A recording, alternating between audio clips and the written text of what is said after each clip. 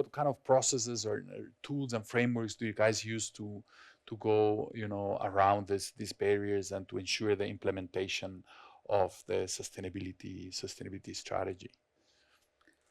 Yeah, and I think there's a lot of these tools, and they already referred to some of the indices, some of the SDGs. So we start with an ambition that we define, Hmm. and if you look at the definitions of strategy again, surely a business is there to make returns Hmm. and sustainable returns. I mean, if you don't make sustainable returns, you probably will not get to do anything else. So, as I said earlier on, it's important to integrate the business strategy or business uh, choices and ambition, and make sure that the sustainability part is integrated with that ambition. Similarly, we also take our stakeholders into, you know, in terms of their inputs to our strategy. Investors play a part. The board plays a part in terms of defining those ambitions, as well as the other key stakeholders, the society, and government. All the key stakeholders form part and parcel of defining the ambition and the strategy. Now, what does it take to make it all successful is the integration part of all these requirements. And again, according to the strategic themes, doing a balancing act between people, planet, and the profit side of the business.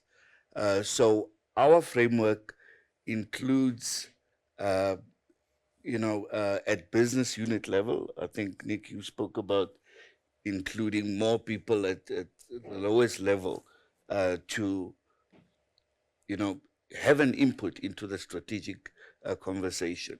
So it starts at business unit level, bottom up, as well as a top down from all your stakeholders, including the board, and making sure that there's alignment between the different teams and also choices that are made, because that's what strategy is about. It's making those tough choices.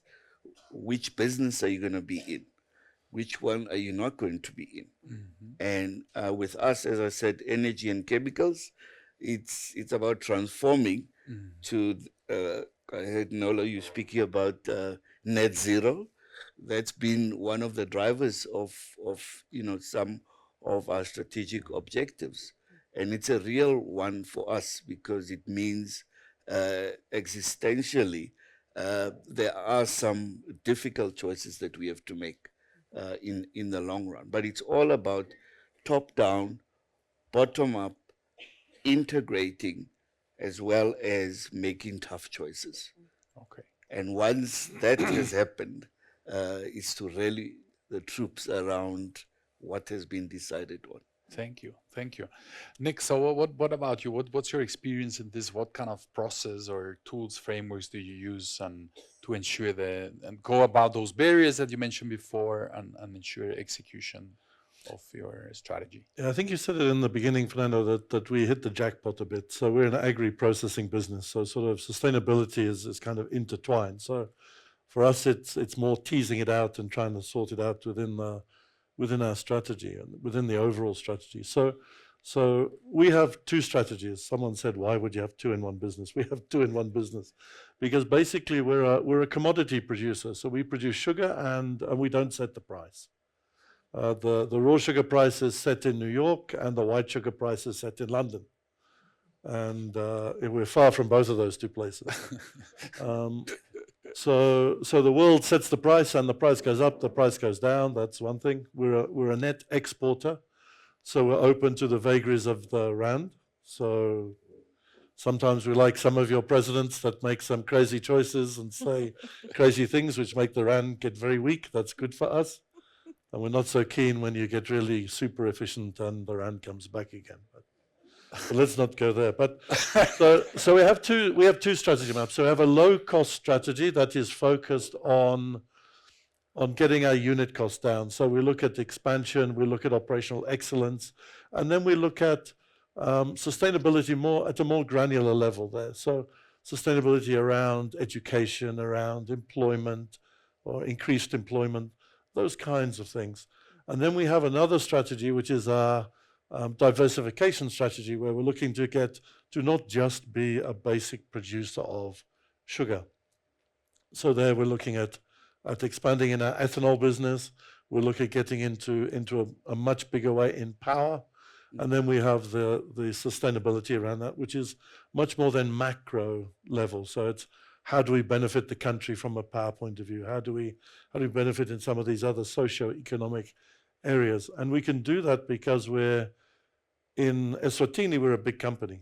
We're a big company in a little country. So I think it moves around all the time. I think the last time I looked, we are 8% of GDP within the country. So we can have quite a big impact on what happens within the country. And when it comes to power, I'm the biggest single customer of EEC. And I'll talk a bit more in the next question.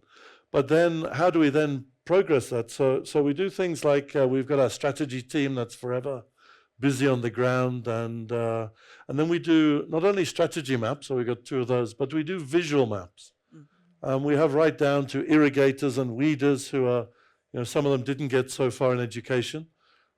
So how do you explain it to them? You put a strategy map, we have it in English, we have it in Siswati, but even then they're not good at reading, so how do you get it across? So we have visual maps. So the latest one we have is we have a visual of planet unit cost, which is where we're firmly rooted. We'll never get away from unit cost reduction because that's the business we're in. We can never go away from that. But then our diversification is a whole bunch of different planets as to where is it that we want to go. And we showed with a little spaceport, and this is how now we take rockets and we head off to all these other places. So now they can understand that we're always here, we must focus on this, but we can't lose sight that we want to go to some of these planets, and they all have names. Then we have boards, strategy boards that are up all over the place, and they change every 2 weeks. Right. And they're based on people. There's a whole different categories, and they change all the time. So what you tend to find is you put something up and you think it's marvelous, you read it once or twice, and you walk past it, you don't see it again. Mm-hmm. You don't notice it. So these things change every 2 weeks, and we try and put people on there. So people go there to see, I saw the photographer, am I on the board? So they go and they look at the board and, didn't make it this time. And they send in suggestions and things, and they go there and look. And the fact that they look for themselves, are they there? They see all the other stuff as well, and they get interested and they pick it up. So we do that kind of thing. We also do podcasts that you can listen to in both languages.